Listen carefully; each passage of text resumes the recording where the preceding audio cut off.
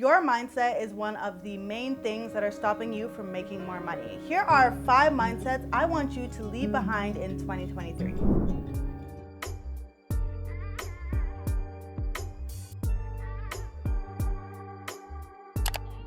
Hi everyone, welcome to my channel, or welcome back. On my channel, I talk all about financial literacy. And I know a thing or two about making money. I have been talking about money for the past 3 years on this channel. I have built a business that is a multi-six-figure business. I have invested hundreds of thousands of dollars, and I've also helped thousands of you start to build wealth. So in this video, we are going to talk about how you can get into the mindset that will help you build wealth. Before we get into it, I just want to give a quick disclaimer and say that I know that there are so many barriers to creating wealth, such as racism, sexism, the socioeconomic status that you are currently at. I understand and recognize that a lot of these do create barriers to creating wealth. However, I do know that we cannot control a lot of those, but one thing that we can control is our mindset, which is why I wanted to bring out this video, because your mindset is one thing that we have the ability to alter and to make more abundant and to help us attract wealth. I really believe that your mindset is everything. There's a quote by Lao Tzu that says, "Watch your thoughts, they become your words. Watch your words, they become your actions. Watch your actions, they become your habits, and watch your habits, they become your character." Every single thing that we are thinking becomes our reality eventually. So if I can help you to change your thoughts, then I can help you to change the amount of money that you will make. So what is your money mindset? When it comes to money, your money mindset is a manifestation of all the attitudes and beliefs that you have about money. And unfortunately, that does impact every single thing that we do. So your choice to invest in the stock market or not, that is driven by your money mindset. Your choice to put money away for a rainy day or not, that is driven by your money mindset. Your belief that you can be a millionaire or not is driven by your money mindset. And think of it like this, even your decision to spend to match your peers is driven by your money mindset. So again, in this video, I'm gonna tell you 5 money mindsets I think you should leave behind. First money mindset, I am bad with money. No, you are not bad with money. No one taught you about money. That is it. If somebody came up to you and told you that they wanted you to build a bridge, but you did not know anything about civil engineering because you're not a civil engineer, would you tell them that you are bad at building a bridge? No, you wouldn't. You would just tell them that you don't know how to build a bridge. And if you really wanted to, you could learn how to and go to school to be a civil engineer. We need to apply that same logic to money. You are not bad with money. The school system and the education system and society at large does not teach us anything about money. And of course, in the civil engineering example, it doesn't really impact our lives at all because we don't really need to know how to build a bridge, but money is interlinked in every single thing that we do. So we feel really down on ourselves and we feel like we have to know this, but again, nobody taught you this, so you are not expected to know this. But where the mind shift happens is you deciding that, okay, I don't know this, but I do want to learn this because it will help my life and help me get better. When you have this really limiting belief about money, it impacts how you relate with money. I would encourage you to look introspectively and think about why you keep telling yourself that you are not good with money and what you gain from telling yourself this. In many cases, it's really a cop-out and it allows us to stay complacent and stay exactly where we are, because if I don't know about money, then I can feel free to make these same bad decisions because I am clueless and nobody has taught me this. But I, again, would encourage you to know that you have the ability to shift this mindset and learn if you truly want to. Remember, we are all born with zero knowledge of money, and the people who do know about money is because somebody taught them or they sought it out for themselves. So you have the ability to do the same, and I would encourage you to leave that thought behind and try to learn if you do want to learn, and if you do want to make wealth, try to learn it. Mindset number 2, I don't have enough money to start. Now, don't get me wrong, I actually understand why people think this way. We see the richest people in the world and we're like, okay, the reason that they're rich is because they started with some kind of wealth and then they were able to build upon it and build upon it and build upon it. I totally hear this and I do agree to an extent. It is easier to become more wealthy when you have already had some wealth that started you off. I will not negate that. However, it is a complete lie to say that you don't have enough money to start, unless you're truly living in poverty, of course. But everybody who is probably watching this video, you can start with the little that you have and start building and building and building from there. Let me give you an example. Let's say that we have person A, Tabitha, and person B, Tanya. Tabitha graduated from college at age 22 and took a job with a starting salary of $35,000. Right away, she started saving $5,000 a year for her retirement. She kept up this routine for 10 years, saving a total of $50,000 out of her own pocket. Then, at age 32, she decided to quit her job and become a full-time mother. While she did not contribute another dollar to her savings, her existing savings continued to grow until she retired at age 65. Then let's look at Tanya, okay? Tanya took a lower paying job out of university, and her early years were a struggle, and she really saved nothing because she felt like she didn't have anything to save at this time. But her career advanced with constant promotions, and by age 40, she was a VP, and she was making about $75,000 a year.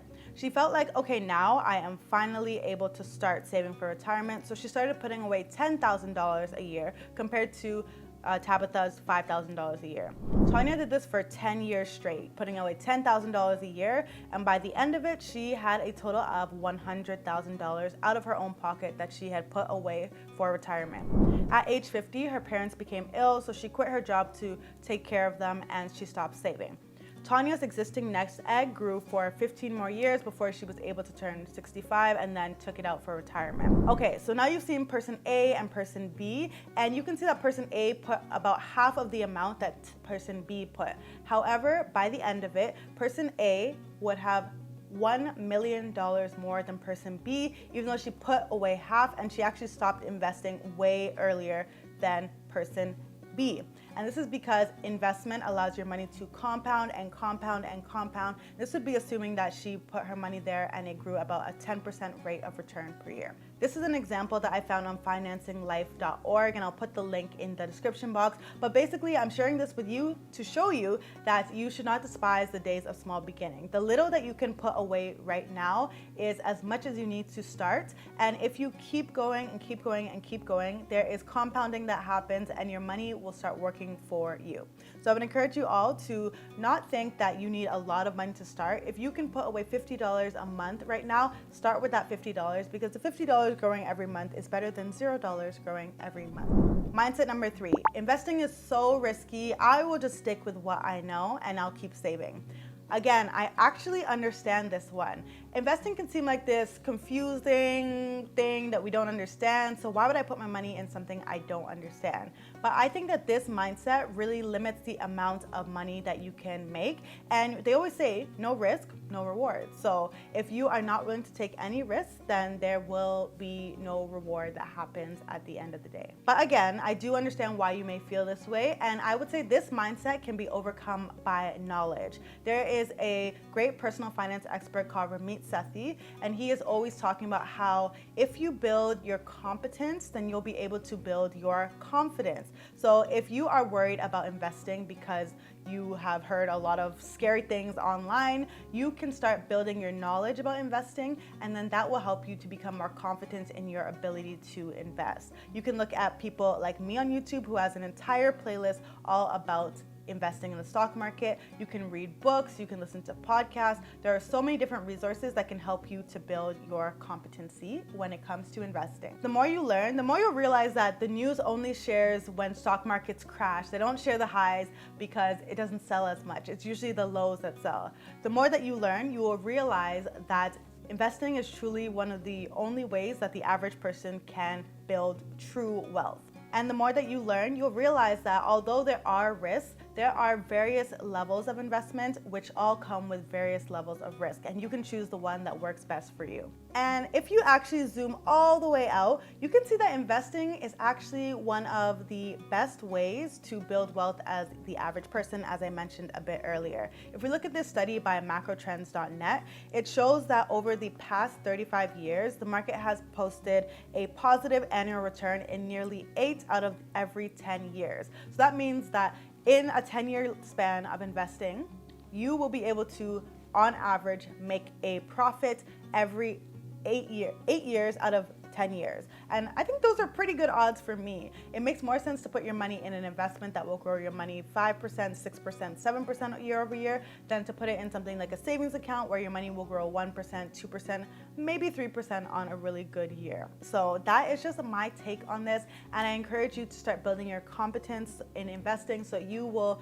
then build your confidence. Mindset number 4, I will save what's left at the end of the month. Okay, I hear this one all the time, and I even have an entire video about debunking this, but I really want you to get into the habit of paying yourself first. Before your bills, before you're spending money, before the black tax billings that may be coming from your parents, I want you to pay yourself first. When you have a I'll save whatever's left at the end of the month type of attitude to your finances, this puts your savings and your investments and your future as a secondary priority to everything else. It's more reactive than proactive, because what if there's nothing to save at the end of the month? Then it's like, okay, I'll move on to next month, and then if there's money there, I'll save. But when you are like, okay, I have my check that comes in at the first day of the month, and automatically $100 is going to go to my investments and $100 is going to go to my savings, and then from there I pay my bills, and then from there I spend. This makes sure that you are actually prioritizing yourself and your future rather than prioritizing things that may not really matter in the grand scheme of things. And one pro tip that I have with this is to automate everything so that you don't have to stress over it. You can just automate it and you won't even get the temptation to spend because the money is already out of your account before you have the chance to spend it. Mindset number 5, there is never enough money to go around. This is a mindset that I hear from a lot of people, and I'm sure many of you have heard of the abundance mindset versus the scarcity mindset. When you have the mindset that you think that there's not enough money to go around, therefore I have to hoard the little that I have, or I need to, I don't have the mindset that I can make any more money, then this will become your reality. On the other hand, there's the abundance mindset. This is when you know that there are so many opportunities out there for you. The amount of money that you can make is endless, and there's no finite amount of money that you can make. And this really changes the way that you relate and interact with other people. So I would encourage you to, first of all, try to identify which mindset you currently have. And then if you do have a scarcity mindset, try to think of life more abundantly, knowing that the things that are out there are for you to take. You are worthy of having all of the different opportunities out there, but you just need to open yourself up to them. I can talk about me as a content creator, for example. I have hundreds of videos on this channel, and I'm sharing all this knowledge with people just because I feel like the more that I give to others, the more that will come back to me. If I think about it from a business point of view, I started this content creation thing. I was charging maybe a few $100s to create these amazing videos for brands that would bring them more and more money. They would invest, like, let's say they paid me $200 for a video, but I would be getting them thousands of dollars in sales. And I really had a scarcity mindset where it was like, oh, I don't want to ask for too much from them because I don't want them to say no, and then I won't have this brand deal anymore, and then I'm scared, etc., etc. I have really switched my mindset around this, and now it's like I have an abundant mindset where I'm like, okay, I am adding so much value to these people that I should be compensated fairly for all that I am giving to them. And switching my mindset to this has allowed me to be really open to receiving all the opportunities and all the brand deals and all the money that there is available for me in this world. You can apply the same thing to your finances. Giving onto others, I'm not saying go loan your money out to everyone, but opening yourself up to opportunities, investing in yourself, investing in others can yield tenfold, and it will make you a more abundant person. Again, I'm not telling you to abandon all your financial discipline or anything like that. I'm telling you to combine your financial planning with your discipline, with your abundance mindset, and just know that the resources that you have can get you more and more and more, and that you are not limited in the opportunities that you can get. So these are the 5 money mindsets that I think you should leave in 2023. We are entering a new year, 2024, new year, new me, and I hope that before we even get into 2024, you will be shedding these fears, these thoughts, these limiting beliefs, because they're not serving you anymore, and there is so much out there for you, but you just need to change your mindset so that you can truly access all of these things. If you like these kind of videos, I would really love to hear from you and to let me know which type of belief are you shedding in 2023 and what are you bringing into 2024. Let me know if you have any ideas for future videos. I would love to know that as well. I'm so grateful for you for watching, and I hope I'll see you in the next one. Bye.